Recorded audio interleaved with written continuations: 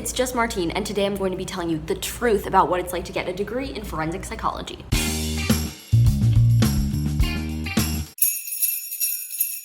I'll be honest, I filmed this video before and I was halfway through editing it, and I finally came to grips with the fact that I hated how I had done it before. So here we are again, it's totally fine. I felt like I looked like I was complaining the whole time, and I didn't want that to come across the wrong way, so we're just redoing it. Before I get into the video, for any of my regular subscribers, I want to take a minute to explain myself a little. Recently, I've been putting out a video a day for Vlogmas, and some of you may be wondering, what does this, or really any of the videos that you've put out recently, have to do with Vlogmas? To be honest, they're Vlogmas because I say they're Vlogmas. I feel like there's a lot of Christmas content out right now, and I don't want to add on to content that you already have in your subscription box. I want to provide new and fresh content that you maybe aren't seeing other places. It's not bad that you're seeing those other places. I just feel like if other people can do it way better, and I'm not super passionate about doing those specific types of videos, I should just make the videos that I want to, but I did want to participate in putting out videos more frequently, so we're doing this. Anyway, back to the video. So I'm gonna break this whole video down so that if you really aren't interested and you want to leave right now, but you're still kind of curious, what is a degree in forensic psychology? What does it mean?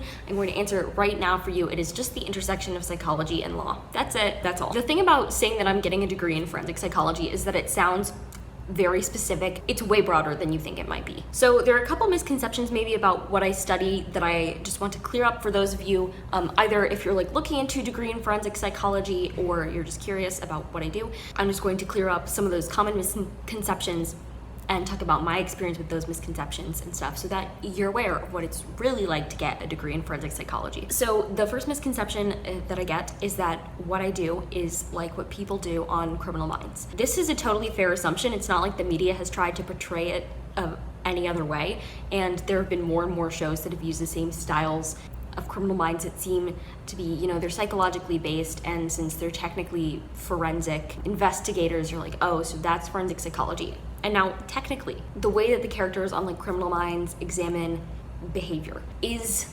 a type of forensic psychology. However, it is not the only thing that forensic psychology is. In fact, it is far from the most important thing that forensic psychology is in general. It is this very small thing that has been very popular in the media, and so that is what people think of. But most of those methods aren't even well backed by science, so we don't talk about them much except to say this is profiling and this is why we don't really use it. I think the second misconception is that because I'm studying forensic psychology, I must be obsessed with serial killers and stuff.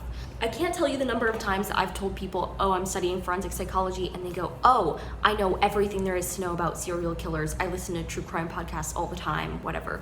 And I'm like, good for you. Basically, by their consumption of popular media, they try and position themselves as if they know more about this topic than I do, and they can know more about serial killers. That's fine with me.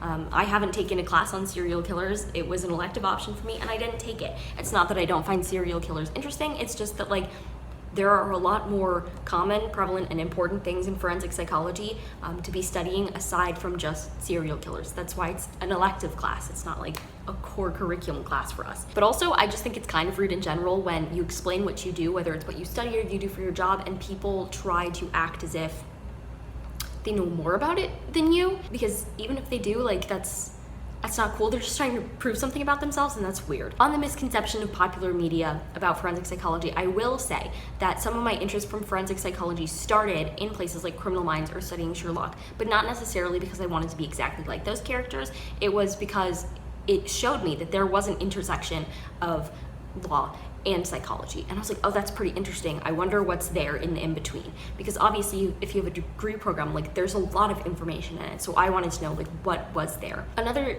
misconception, which is kind of related to the first, is what you could do with the degree in forensic psychology, or what you can do as a forensic psychologist in general. Because of the perceptions on Criminal Minds and such, it would probably be assumed that pretty much everybody studying forensic psychology would be going into law enforcement.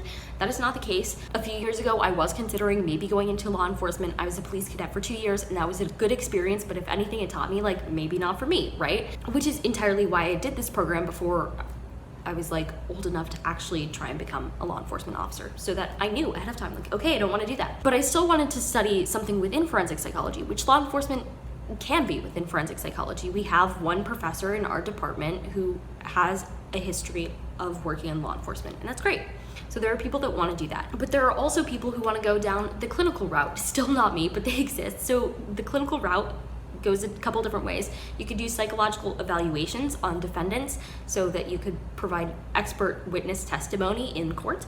You could also treat offenders, or you could treat victims. You could learn to interview children, all of these things. There's also the route of like social work. So I considered for a little bit, maybe I'll go into social work, be a child protective investigator, look at child welfare, etc., etc. That's a route that you could go because like I'm also studying child advocacy specifically within my degree in my elective choices. So I could do that. But then there's also this route of research. For everyone practicing forensic psychology in different capacities, there are people who have to be doing research to learn new things about forensic psychology because it's still, I would say, a relatively new field.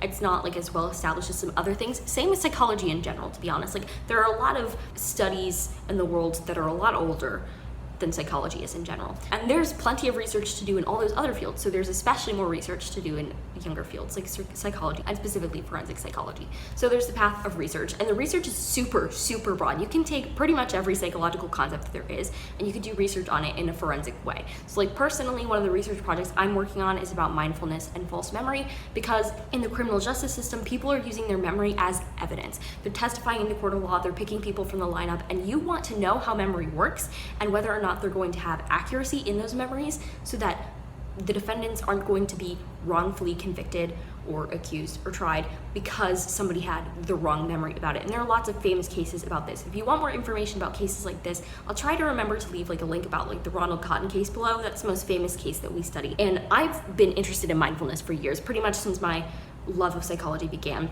sometime in high school. And so I wanted to know, does mindfulness change the amount of false memory that people can create? So I'm working on a research project there. So you can literally any psychological thing, you can take it. You can be like, there are professors at my school who are studying plea bargains, why people take them, what affects them, what groups are disproportionately hurt by plea bargains or get tougher sentences because of plea bargains or feel more threatened by plea bargains, all those things. They're professors who do evaluations, they're professors who study memory, they're professors who study police officers, all of those things. It is all forensic psychology. You know, I love a good mystery thriller or crime book as much as the next reader out there, but I don't necessarily think I love them because of my studying of forensic psychology, and I wouldn't say that I study forensic psychology because I love those works specifically. I will say sometimes when I'm deep in the throes of my studying, it is difficult for me to consume media like that because it is harder for me to suspend disbelief. In the same way that like doctors will have a hard time watching Grey's Anatomy, for instance, I find it difficult sometimes to read or watch things that involve crime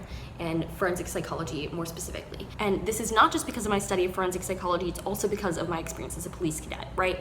So like Harris and I were watching Barry from HBO at the beginning of quarantine, and they were doing this one scene where they were doing a building search basically, and Barry passed a door and he didn't clear it, and I said, he didn't clear that door. What? And then someone popped out from the door, and that ruined the whole surprise of the scene, to be honest. So there was that. And like Harris told me, like, I wouldn't have noticed that if you hadn't pointed it out. So in that case, it was done correctly to the point where like Barry passed the open door and there were consequences, right? But there are some places where like they enter the room wrong or slowly make their way through the fatal funnel or have some weird diagnosis for something, anything related, and you're like, you should be dead. I don't think it's necessarily a bad thing that people have these misconceptions about forensic psychology or really any field, because like it's not like you can know what every single person in the universe does.